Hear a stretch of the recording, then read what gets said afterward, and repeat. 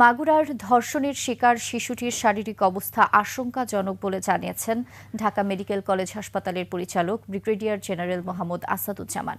ভেন্টিলেটরের সাহায্যে চলছে তার শ্বাস-প্রশ্বাস।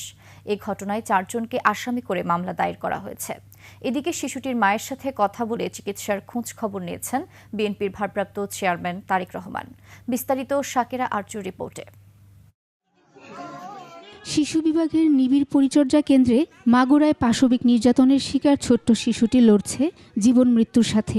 শুক্রবার রাতে শিশুটির অবস্থার অবনতি হলে হাসপাতালের গাইনি বিভাগ থেকে তাকে স্থানান্তর করা হয়। হাসপাতালের পরিচালক জানান, শিশুটির অবস্থা আশঙ্কাজনক।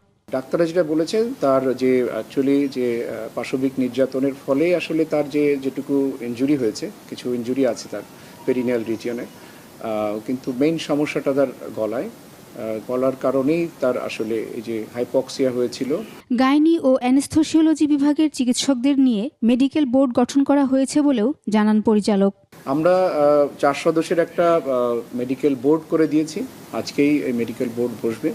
রোগীর জন্য যা যা ভালো হয় আমরা চেষ্টা করব, বোর্ড যেভাবে রিকমেন্ড করবে, এবং আমরা বলে দিয়েছি যে এই বাচ্চার চিকিৎসার জন্য আমরা সর্বতভাবে চেষ্টা করব এবং ফ্রি অফ কস্ট তার যেসব জিনিস লাগবে, ওষুধপত্র আমরা হাসপাতাল থেকে প্রোভাইড করব।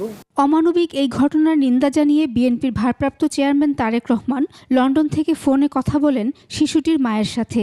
আমাদের অবস্থান থেকে আমরা চেষ্টা করব, যতটুকু সম্ভব আমরা চেষ্টা করব যাতে দেশের আইন অনুযায়ী আপনারা যাতে সঠিক বিচার করতে।